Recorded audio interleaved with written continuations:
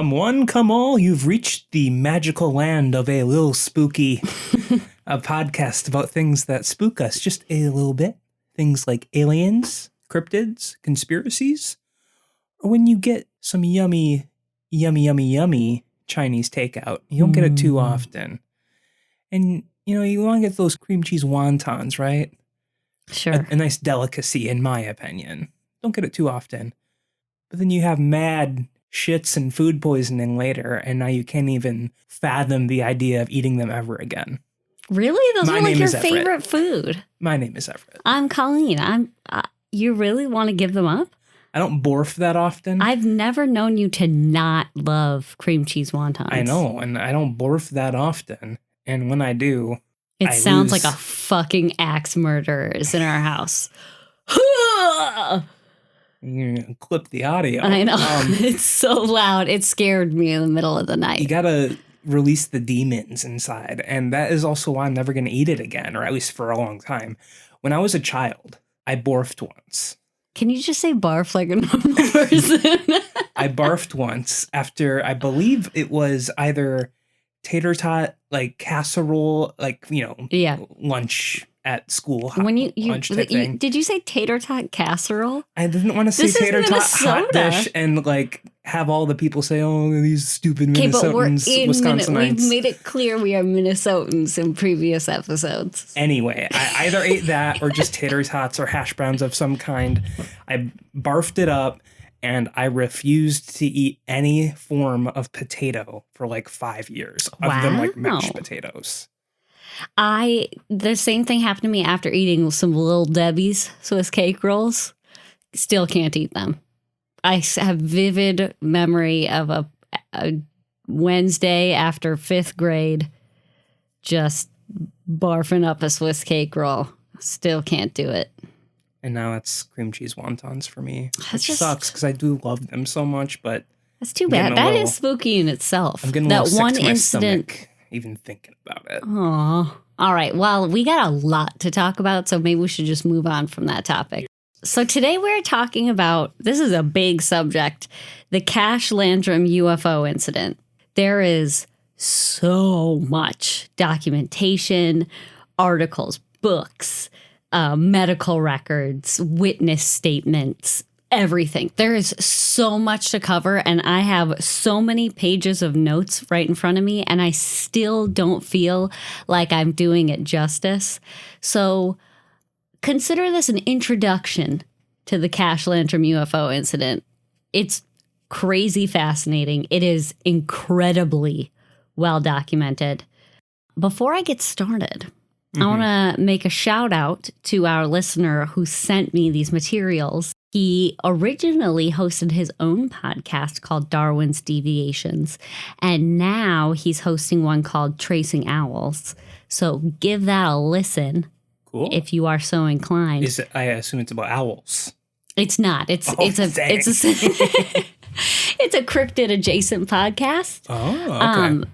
I listened to the most recent episode. It's pretty good. Cool. Pretty silly song. Well, thank you. That's cool. Yeah. So thank you for sending me these sources, and let's get into it. Sure. Let's rip off the Band-Aid. Let's get started. Rip it, sniff it, throw it away. Yeah. Throw that bad boy away. Bin it. All right. So the majority of my content, I guess, is going to be coming from the Cash-Landrum UFO incident by John F. Schuessler, which was written in 1998. Now, John Schuessler was a contractor for NASA. He worked on the space shuttle program, and he was also deputy director of MUFON, the Mutual UFO Network, which we have talked about, which I think it's cool that somebody who actually worked for NASA and on the space shuttle program was a director of MUFON. It's interesting because if you ask a lot of people, it'd be contradictory areas to work in. Yeah, that's why it's so fascinating to me. But he worked very closely with the victims of this event to write this book. And the idea was to write their story down because they want to warn people about the dangers of UFOs, of government conspiracies, of government cover-ups, and they want to provide a guide as to what might happen if a UFO incident like this were to happen to you. So you can kind of have an idea of like what they went through. Okay. He assisted them with getting medical and legal help. He tracked down witnesses. He hired doctors, the works. This guy did everything. And the book is fascinating. It's basically just like a list of his investigation and what he found. So it's like less story form and more just, this is my investigation. These are the results. Cool. According to him, this case has never been solved or resolved in any ways. But the government, the American government, claims otherwise, as usual. So that's my main source. But again, I read interviews, I read articles, I read medical records. There is so much stuff going on here. Let's start with the incident itself. Yeah. So the story starts on the evening of December 29th, 1980. Betty Cash and Vicki Landrum were two women in their 50s living in Dayton, Texas. Okay. So Dayton is a small town about 30 minutes northeast of Houston, and it seems to be, or at least at the time, was a place where ranchers and oil workers tended to live. On this particular night, Betty and Vicki were hankering for some bingo. As you do. As you do. So they and Vicky's 7-year-old grandson, Colby, all pile into Betty's Oldsmobile, and they drive out looking for some good old people fun, which is weird because they're like in their early 50s. But, you know, bingos is big. Can't resist that bingo. So they end up driving to a few towns in the area on the prowl for those sweet, sweet bingo cards. But everything was closed. They checked out a VFW in Cleveland, Texas, which... These are all Ohio names, I know, too. isn't that and weird? I'm getting, like, confused a little bit. But they're all, like, within 15, 30-minute drives of each other. So they check out a VFW in Cleveland. They're disappointed because there's nothing there. They all pack back into the car, and they drive south to New Caney to check out the Legion Hall there that usually has games on Monday nights. But no dice. Or no bingo. How old are these ladies again? Like 52, 54. Okay. So early 50s. Sure. For some reason, I don't know why, but I had like an idea in my head that these were like 30-somethings. No. Really in check with their future retired selves. No, I mean, they're not old by any means. No, but yeah, no, they're not in their 30s. The 80s, man. No internet. Because That's now true. you just like Google it and be like, hey, is there bingo? Nah, I'll just stay home. But they had to literally drive for hours to like actively seek out bingo and then be disappointed anyways. They give up after this and they decide to just get something to eat at a truck stop before just heading home. At this point, it's about 8:45 p.m., late December. So it's dark. They're driving down a highway. And the road is usually pretty busy, but this night it's fairly deserted. A Monday night, 8:45 p.m., I guess. They mentioned that they seem to be the only car driving on the road at this time. They're probably not particularly paying attention. Like, they'd noticed that there were a bunch of other cars, but It's very deserted. So it's Betty's car. Betty's driving. Vicky's in the passenger seat. And 7-year-old Colby is just standing behind the driver's seat. Standing? Again, yes, the 80s. The seat belts were apparently optional. So he's like standing, and Betty and Vicky they describe their conversation. They're talking about the good old times, basically. They're driving in an Oldsmobile to bingo in Texas, talking about the good old days. When suddenly Colby is like, what is that? He sees this red streak of light in the sky, and Vicky and Betty are like not interested. And, they're talking to each other. It's like mom's talking, He's not bingo. He's not bingo. He's not the good old days. He's a 7-year-old just like pestering them while they're driving, as 7-year-olds do. So they initially ignore him. But then he grabs Vicky's face and turns it towards the light and is like, what is that? Is she the driver? No, she's the passenger. Okay. She's also his grandmother. Okay. Yeah.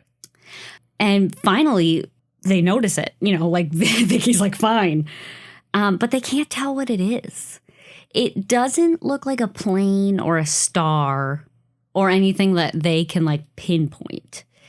Betty thinks the closest thing she can think of is that like maybe there's a new mall or shopping center that got built and has like a spotlight up to draw attention. They don't do that very much anymore. No. With the spotlights. There was one place, a burger place, like close to where I went to college that had one. Yeah, I remember driving past it on the highway. Yeah, but you don't see that anymore. Bring back the spotlight. That's the closest thing they could think of. But even looking at it, they were like, that's definitely not a spotlight. I have no idea what that is. And as they're talking about it, it's getting brighter and brighter and closer and lighting up more of the sky in front of them. Now, just as an aside for some backstory, it seems like Colby was essentially being raised by Vicky. So he was like less of a grandson and more of her son. Sometimes, like later on in the book, he refers to her as Mama. Okay. So it really doesn't make a difference to the story at all. But if you're wondering why a woman in her 50s has a 7-year-old kid, right, sure. I mean, it's not unheard of, but maybe they're just like hanging out. Who knows? He likes bingo. Yeah. I mean, 7-year-old me was into bingo if there were prizes. Anyways, so the light's getting closer and closer. It's getting brighter and brighter. And Betty's like, well, I mean, like, I'm just going to keep driving. It's weird, but what am I supposed to do about it? I want to make my way home. But eventually it turned from just being a streak in the sky to a light the size of a car to being directly in front of them. And it was so bright that they described the experience as like the sky splitting open. And as their eyes adjust a little bit, they see that a couple 100 feet in front of them, there was an enormous metallic object just hanging in the sky. So the highway was lined with these big pine trees, and they describe it as towering above those trees, but the bottom of it reached to about halfway down the trees. Okay. And it was spewing fire from the bottom, kind of like rocket boosters, but like broken. Like it was just on fire at the bottom. And it was blocking their way down the highway because, apart from being halfway down the trees, the fire was just like spurting down. They couldn't drive through it or under it. So they were completely blocked in. And it was making this impossibly loud, booming, roaring sound and beeping as well. This mysterious beeping sound. Okay. It was enough that they had to yell to hear each other when they were talking, even though it was still a couple 100 feet in front of them. Right. This all happened so quickly. Like it went from being a streak in the sky to car size to right in front of them. Betty's still driving the car. Like she hasn't had time to register that she needs to stop the car yet. So this whole time they're barreling closer and closer and closer to it. And as they get closer to it, the car starts to get impossibly hot. Like they're inside of an oven. And they can feel themselves like burning alive, even though they are still probably 100 or so feet away from it. Oh. Colby freaks out and he climbs over the front seat as Betty is driving to get into Vicky's lap, which kind of spurs Betty to hit the gas. The gas? Yes, rather than the brake. Like her thought was if she could speed up as fast as she could drive under it. Through the fire and flames. Yes. So the interesting thing about the fire is that it's kind of coming like spurting. Like it'll be like whoosh and then off for a second and then whoosh and then off for a second. Like a video game obstacle. Yeah, kind of. Yes. Or like a malfunctioning rocket booster. Okay. So her thought is like, I'm going to drive under it. I just want to get past this. I don't know what's happening. I'm terrified. These bingo ladies always love trying their luck. That's right. But it was kind of like a fight or flight reaction, and she decided to go with flight. So she hits the gas, but an instant later, Vicky is like, you are going to get us burned alive. You're going to get us burned alive. She's continually screaming this. So Betty slams on the brakes so hard that they almost fly through the windshield. Seatbelts. Right? So they come to a stop about 150 feet away from whatever this thing is. At this point, everyone in the car is panicking. Panicking is not even the right word. They are fully convinced that they are about to die. Right, yeah. They're practically burning alive in a car 150 feet away from this enormous burning 200-foot tall metallic ship.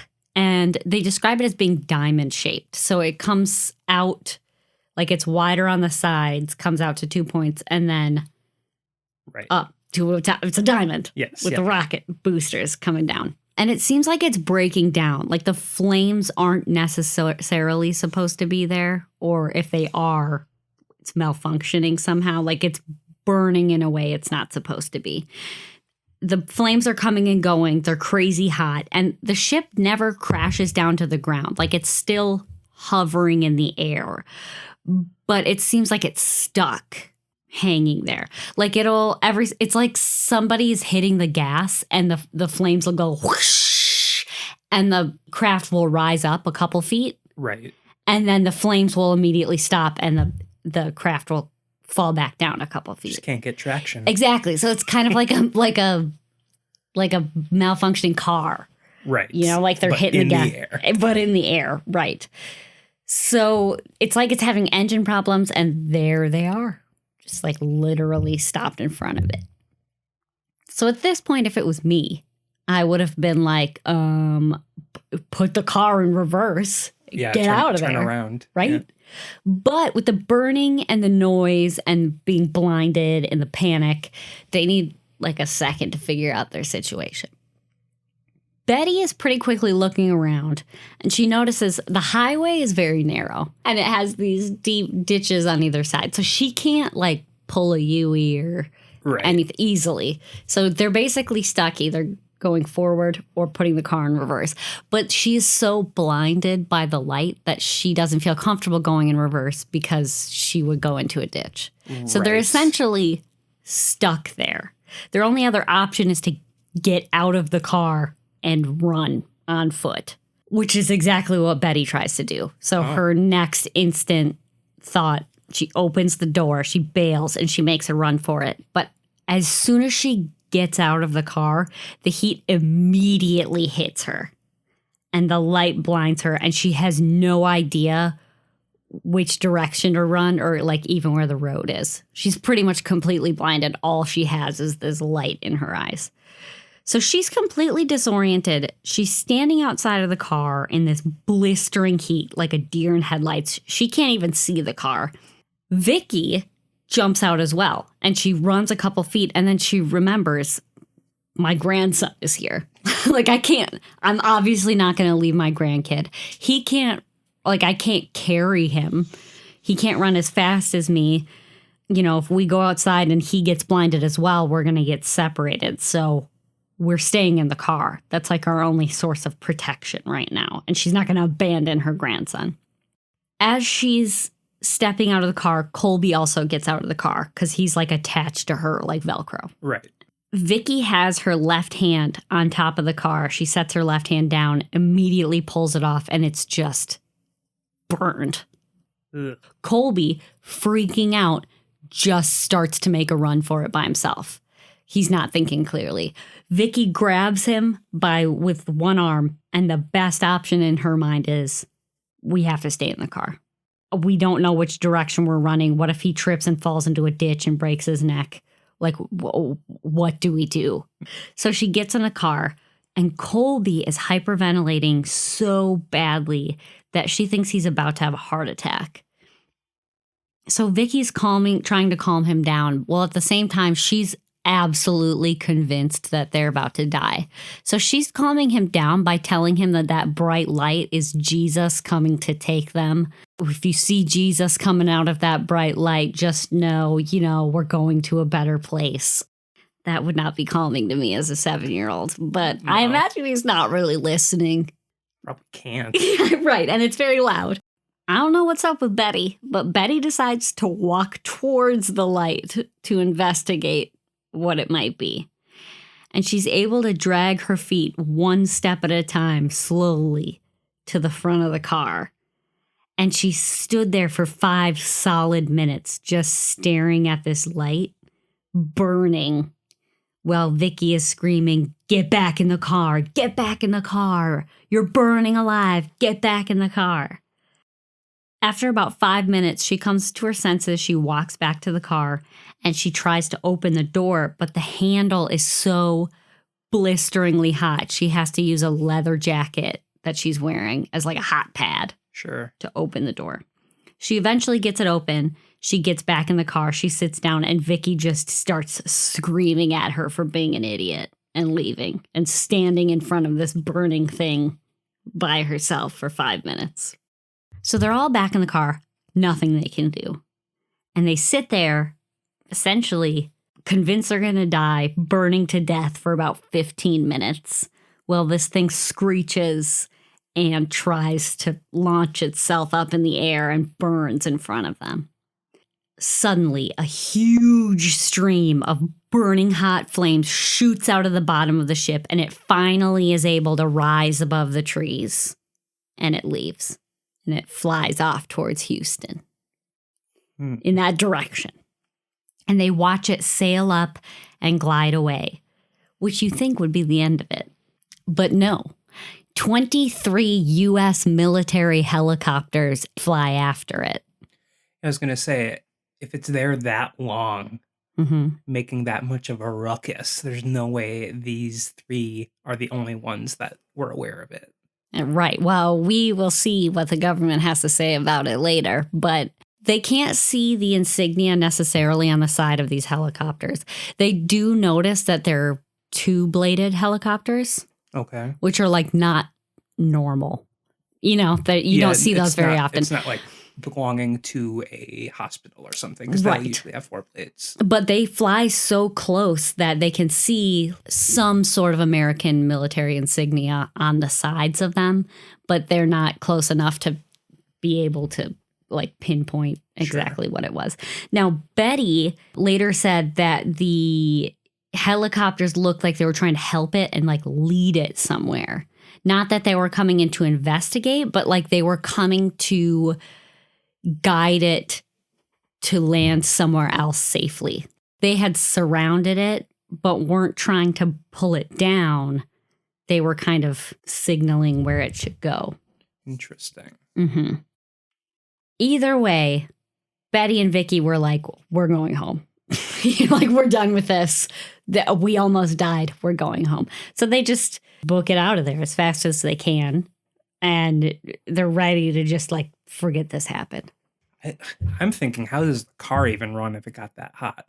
Well, it did turn off and it took them a few tries to restart it. Well, sure. But I'm just thinking, like, if the car itself got so hot for 15 to 20 minutes, like, it's probably overheated in general, even if it was off the whole time. Yeah, I don't know. Just a thought. Yeah, right. Well, as they're driving home, they're flipping through the radio because they're like, surely we are not the only people that noticed this. We saw military helicopters. This thing basically split the sky open. This has to be on the news. Well, they're flipping through all the channels as they're driving home. It's about like a 20, 30-minute drive home. And nothing. Absolutely no news about this at all. And at this point, they're all starting to feel sick. It starts off with them feeling like they've been sitting in the sun for too long. Like they feel burned. Right. Generally sunburned. They're starting to get these massive headaches. Their eyes are burning. They're starting to feel nauseous. Betty is starting to get these massive lumps forming on her head and her neck. Was she radiated? Well, that's the question. We'll see. But either way, they get back to Dayton. Betty drops Vicky off, Vicky and Colby, and she gets back to her home moderately safely. So that was the actual physical encounter. Whether it's a space UFO, government ship, a Russian military experiment, It's whatever it not is. Russian. It's an unidentified flying object. Right, yes. But for the 3 victims, that specific event is over, but their problems have pretty much just started. When Vicky and Colby got home that night, they felt just completely awful. They were bright red. They looked like they'd been sitting in the sun all day, and they were like so thirsty. Okay. I was trying to say unquenchable thirst. Okay. So they get home, they're just chugging water, and they decide to go to bed because A, it's late at night, B, they feel sick. So Vicky is like, I'm just gonna rub us down with some baby oil. Like at first she wanted to take like a cold bath, but like the water hurt her skin so bad that she ended up just kind of like sponge bathing herself and Colby, and then putting baby oil on, make sure their skin doesn't like dry out and fall off. Okay. So they all go to bed, but at 1 a.m., Colby starts viciously vomiting and diarrhea.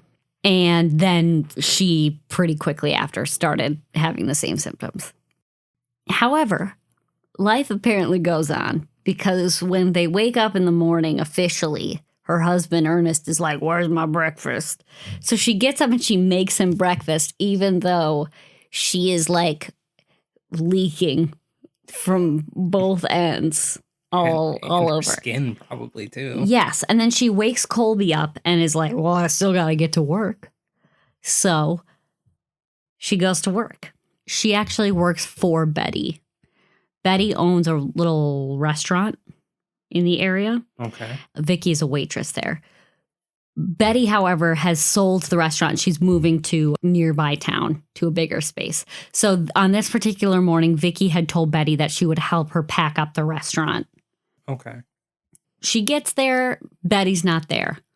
But Vicky's like, well, maybe she's suffering with the same things we are. Wait, before you go on, did the husband have anything to say about their appearance? No, he mentioned absolutely nothing. Because I assume they're still very red. Yes. It's mentioned she is very red and blistery, and she's barfing and having diarrhea, and the husband said nothing and she said nothing, and he went to work and she went to work. Cool. Yeah. I mean, not my kind of relationship, but whatever works for everyone else. And Colby went to school this day, I assume, or what? No, Colby tagged along to the restaurant, and I imagine it's because it was December 29th. Oh, this would have been December 30th. I believe they're on like a Christmas holiday vacation. That makes sense. Vicky gets to the restaurant. Colby tags along. Betty's not there. Vicky's like, well, Betty's probably also feeling sick. She's probably running late. But, no rest. Must work. Yep. So she has her own key. She opens it up. She goes in. She starts packing things up. But she sends Colby to go check on her because Betty actually only lives about a third of a mile away. So Colby walks over to go check on Betty, make sure she's doing okay.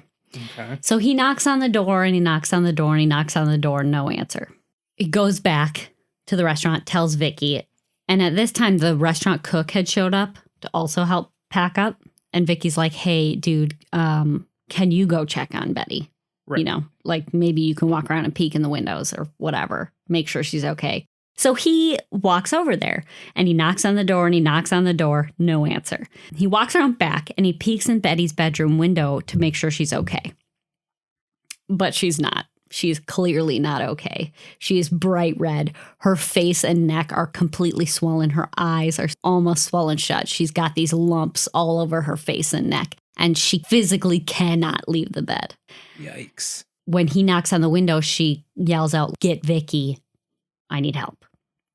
So Vicky comes to get her. She's trying to take care of her as best as she can, but, she can't make her eat. She can't get her to drink anything. Anytime she consumes anything, she immediately vomits it up. She refuses to go to a doctor, however.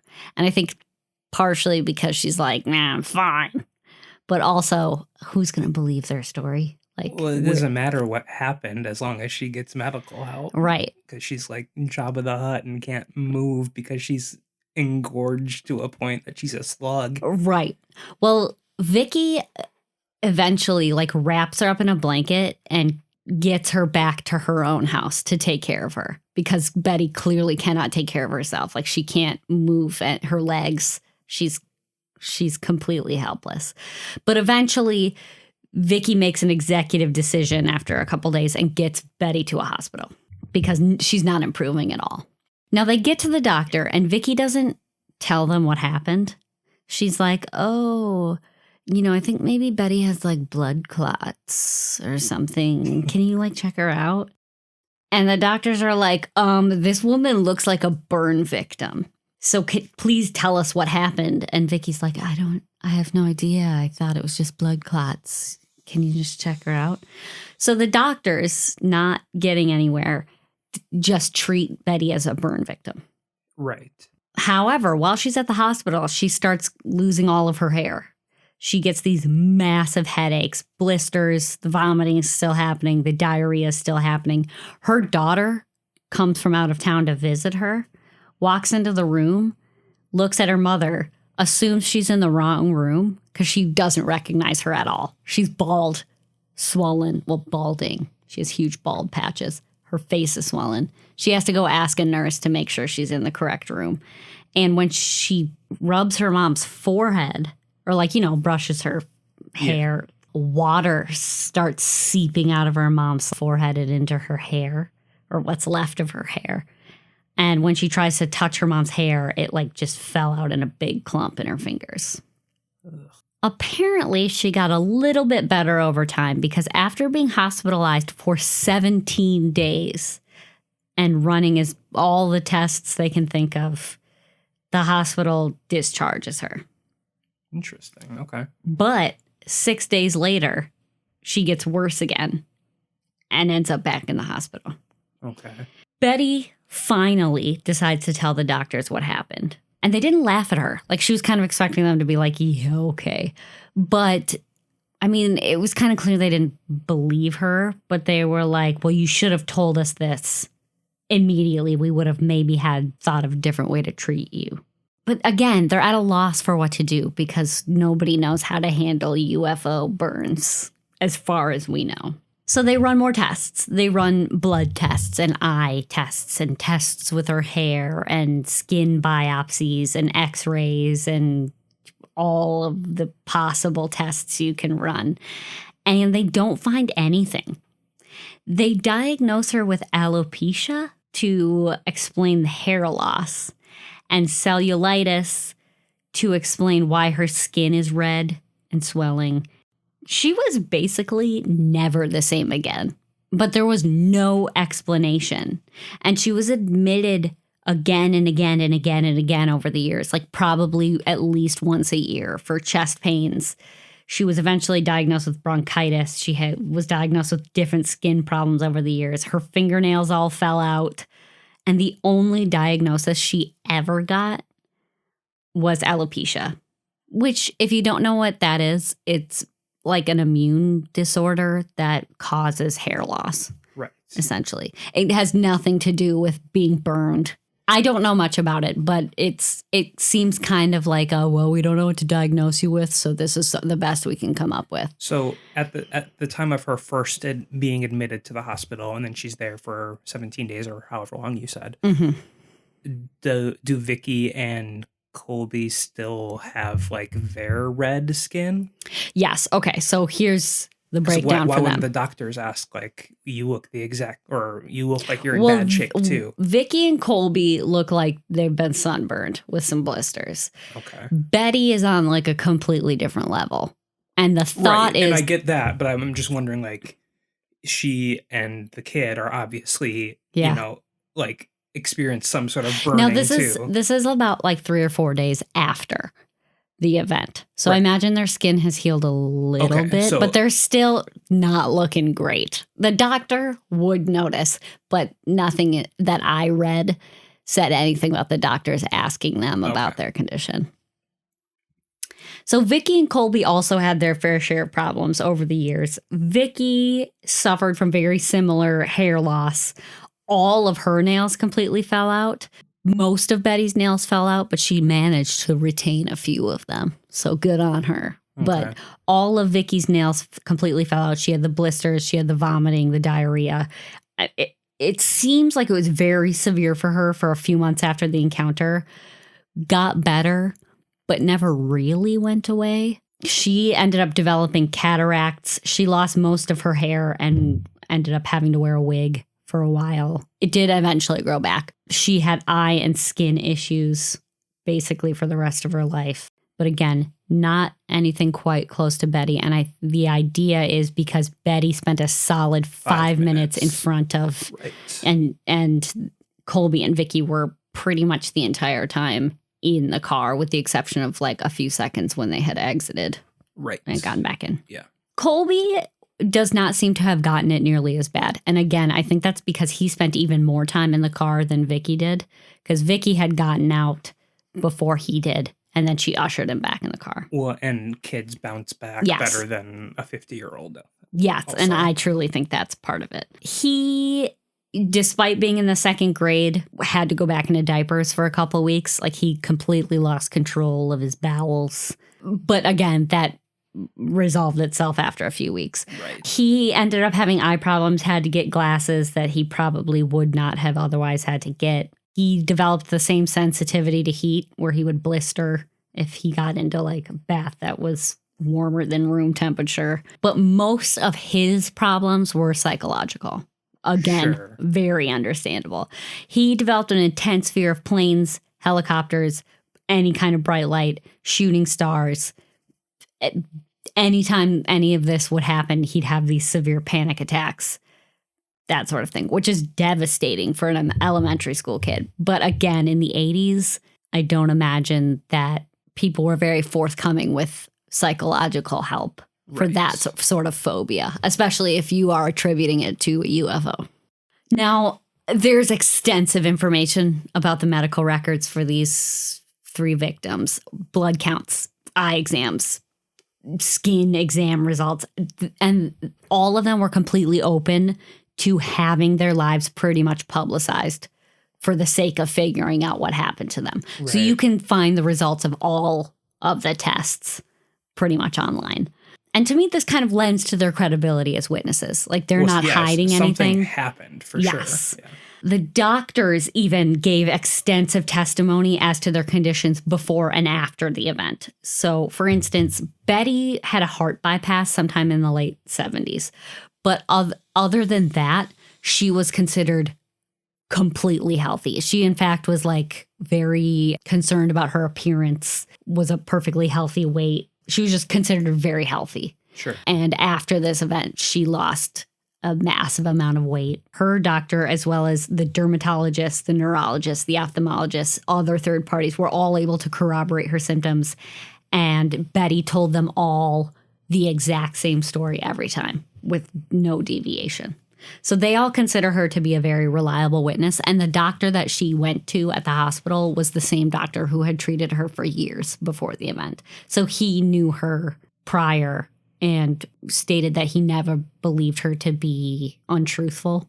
Sure, yeah. I'm not going to talk too much more about their medical stuff. You can find whatever information you want online. But essentially, the idea is they got very, very ill unexplainedly. And so I assume they had to test for radiation, because that's what I've been thinking this whole time. So we're going to get to that.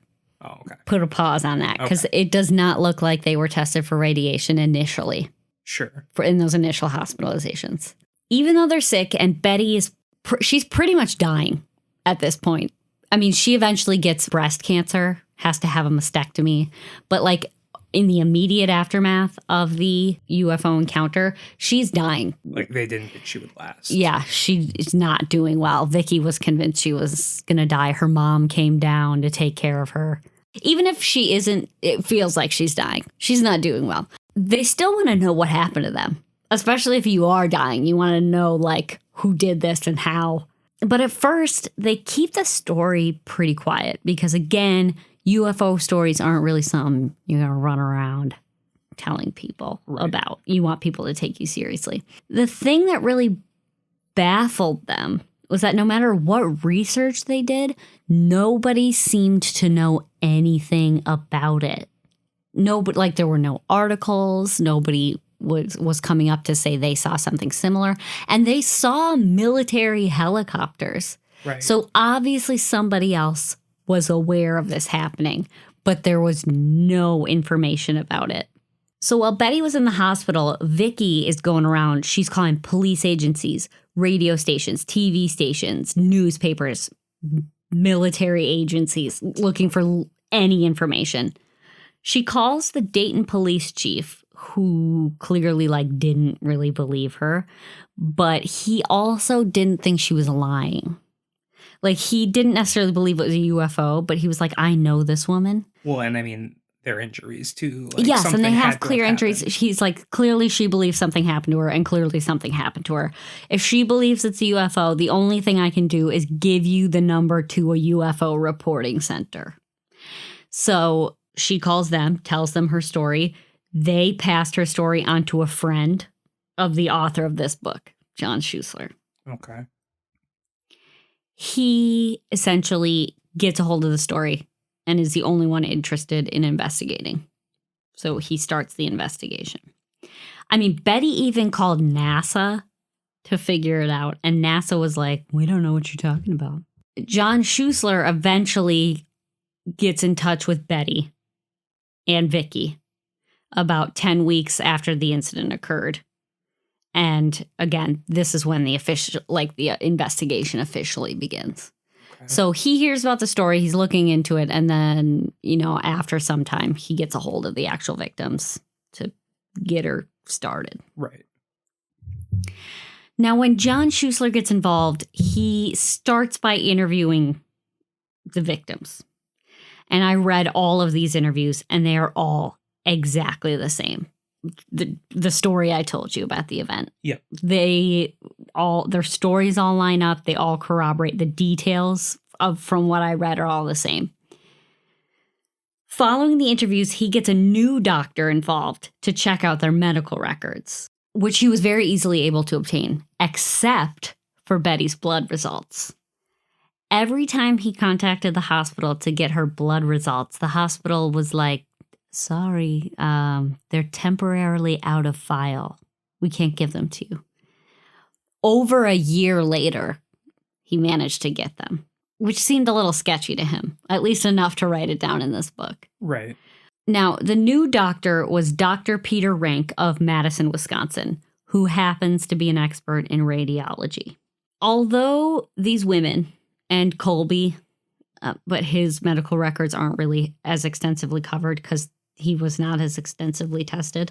He's a child. Right. Although these women are super ill and they have lasting effects requiring intermittent hospitalizations for years, the only official diagnosis he has to go off of is Betty's alopecia, which again seems to just be a diagnosis they made because they couldn't think of anything else. Right. Or maybe they knew it was something else and they didn't want to admit it. So they were like, it's alopecia.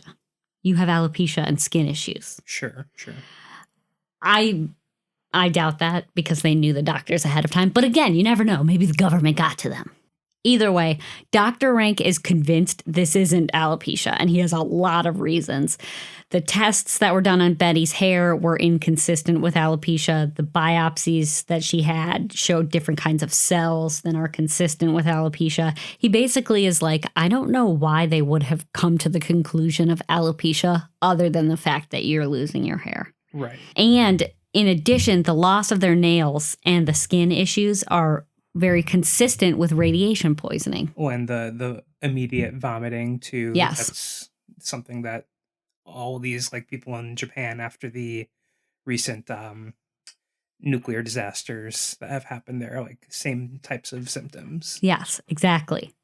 So he concludes that Vicky and Betty are actually suffering from radiation poisoning, likely gamma rays, as they can penetrate skin better than alpha and beta particles. Sure. Now, okay. I don't know anything about the difference between these. Apparently, alpha and beta particles probably would have been stopped by the car if they were inside it. Sure, yeah. I don't know. But he goes on to say that whatever kind of radiation Betty and Vicky were exposed to, it was more penetrating than the most superficial types, but it still did not penetrate sufficiently to cause systemic signs and symptoms.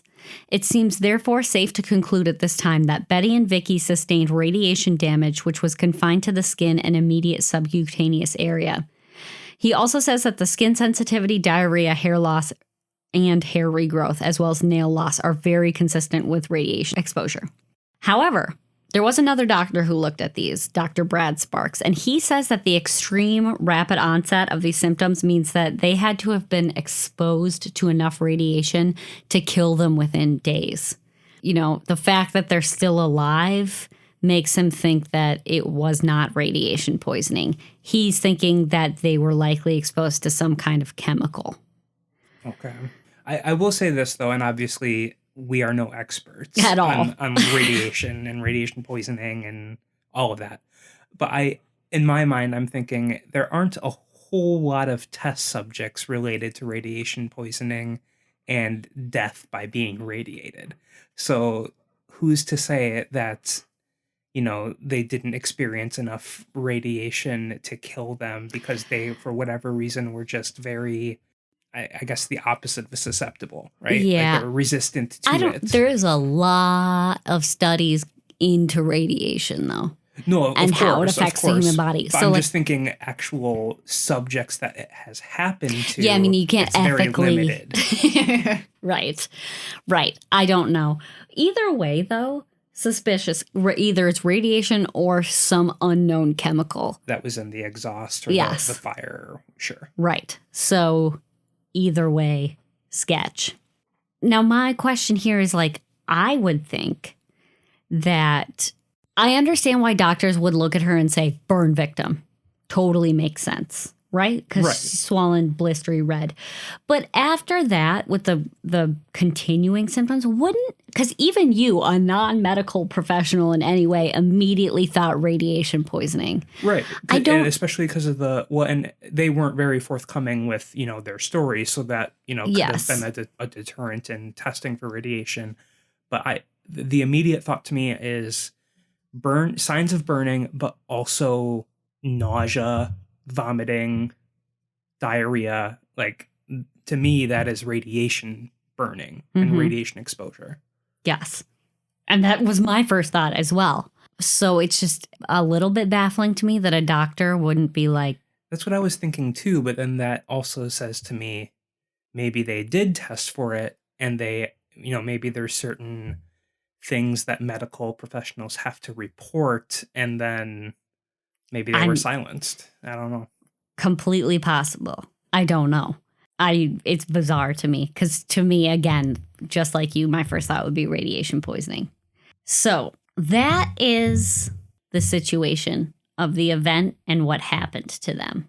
So at this point, I am going to cut it off.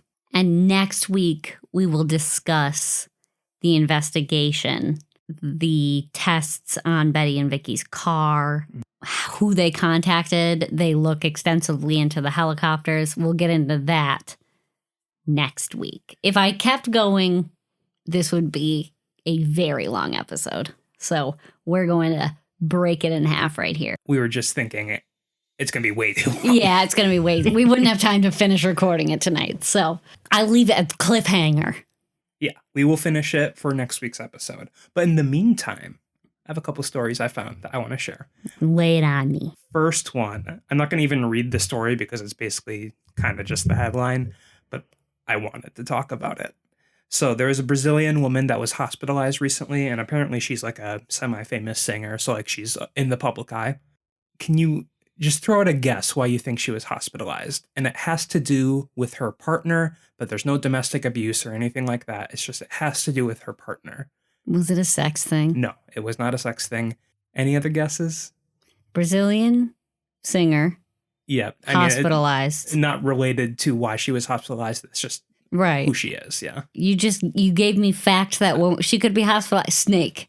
Okay. You no, gave I know. me nothing. I just the point I'm trying to make is there's no way you could guess this. So she was hospitalized because of trapped gas in her system because she refused to fart in front of her partner. What? Okay. I understand the reluctance to fart in front of your partner. Do you? Yes. Yes, I do. No, you don't. But the thing is, after a certain point in time, it just comes out, right? I don't know. I Can guess you if really just hold it in? I always heard that if you don't fart, it gets reabsorbed into your bloodstream, and then it just... Maybe that's what grandmas tell their grandchildren to make sure they don't fart and burp in front of them. I'm pretty sure it like eventually comes out as the gases just get reabsorbed and then it comes out as a burp. Well, obviously you're wrong. I mean, clearly. Because she was hospitalized. That's basically it. I just thought it was funny because like it's such a funny thing to be like, she's fine, by the way. So that's why I feel fine joking about it. But like, imagine being so like reluctant to have your partner hear, feel, or smell your fart. I don't want to feel or smell anyone's fart. I mean, I can... I would appreciate it if you were a little more reluctant around me. No, because the moral of this story is let it loose. Don't hurt yourself. Okay. All right. I can... Okay. I can get it. So that was the first one. But this next one is very intriguing. And it's an ongoing case/investigation. Okay. So in Colorado, there was recently a robbery of sorts. There was a truck carrying cargo. Only one box was stolen. Okay. The weed box? I'm going to, no drugs. And I'm going to ask you again, please guess, and it's not drugs. What do you think was in the box that was stolen? Now, these big trucks usually carry many boxes of the same thing. I will say in this case, they're all related things, but this particular box was the only one housing this particular thing. Bacon. Was it bacon? No. Oh, I don't know. What was it? So, someone broke in and stole a box containing human heads from this truck. Real ones? Yes. Wait. So was it just carrying boxes full of different... Was it a cardboard box? What kind of box was it? I don't know what kind of box it was. My first question should not have been what kind of packing material did they use? Okay, so this is from Fox News, like a local Fox News affiliate, because this is a local crime. Local. Okay. Yes. So this is just coming directly from them. This strange theft took place between 2:30 p.m. Wednesday and 9:30 a.m. Thursday, and this was last week. So this is about a week ago. Okay. Actually, 2 weeks ago. Sorry about that. Okay. Took place in Denver's Central Park neighborhood. The heads were being transported for medical research purposes, according to authorities. Now, I would imagine that people who donate their bodies to science are not under the impression that their heads will be removed and transported to a different location. I can't speak to that. I don't know. But the story goes and says the blue and white box had a label that said exempt human specimen. And a dolly was also stolen, and police did not say how many heads were in the box. So the cardboard box, it is cardboard apparently. Wait, what? I imagine this is a refrigerated truck though. What? The cardboard box, which was about 20 by 15 by 18 inches, also had Science Care written on the sides. And what Science Care is, it's a program for donating bodies for both scientific research and education. So these bodies were donated to science, as you said.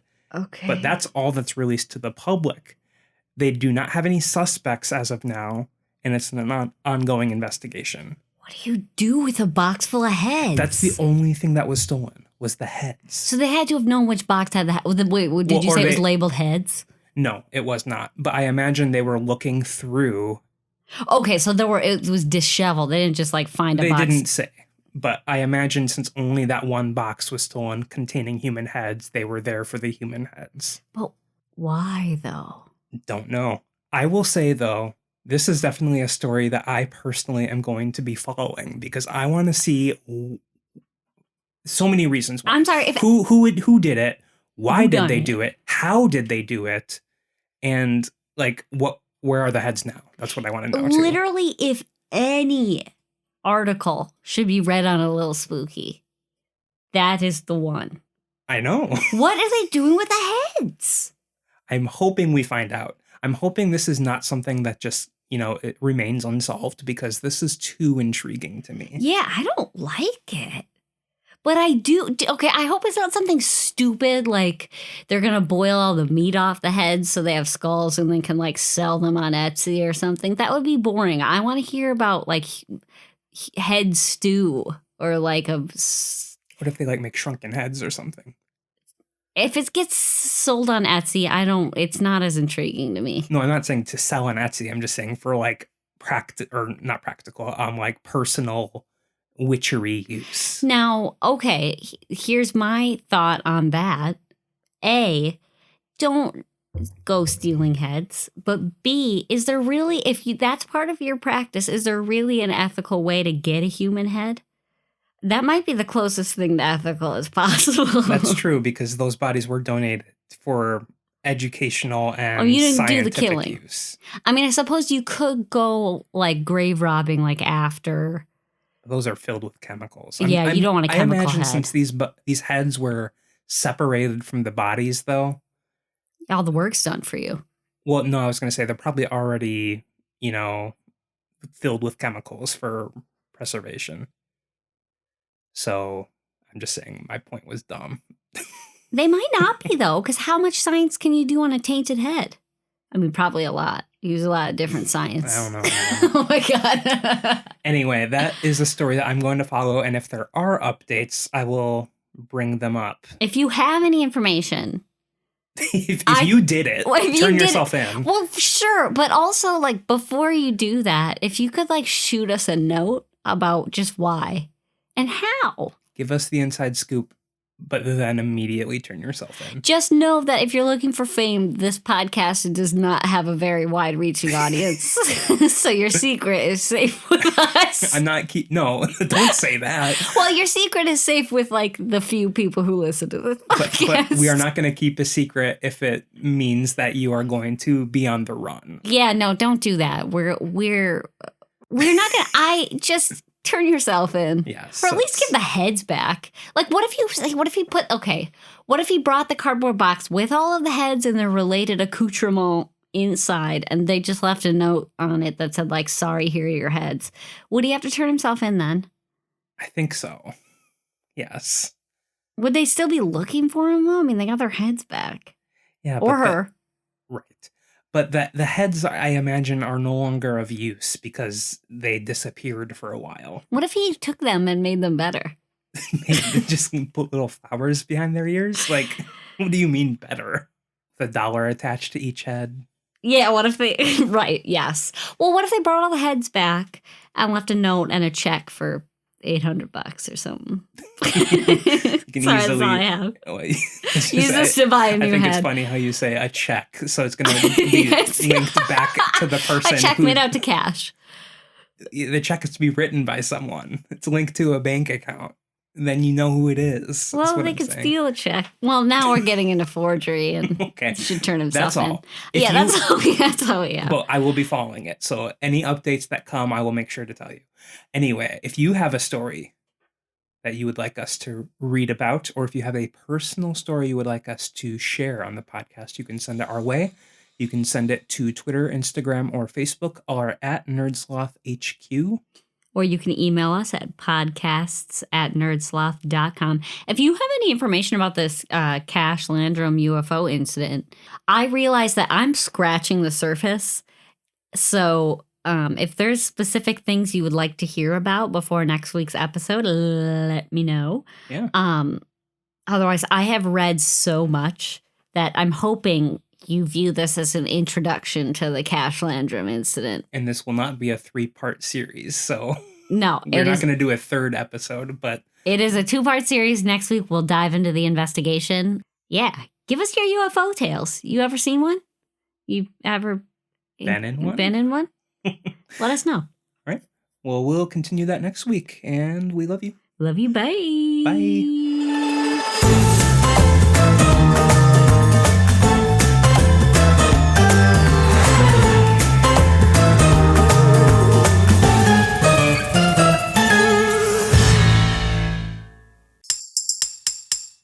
Presented by NerdSloth. A place for lazy nerds. If you like what you heard, consider donating at patreon.com/nerdsloth so we can continue bringing you quality shows. Be sure to also leave us a review and share your favorite episodes and clips on social media. If you're looking for more content, visit us at nerdsloth.com.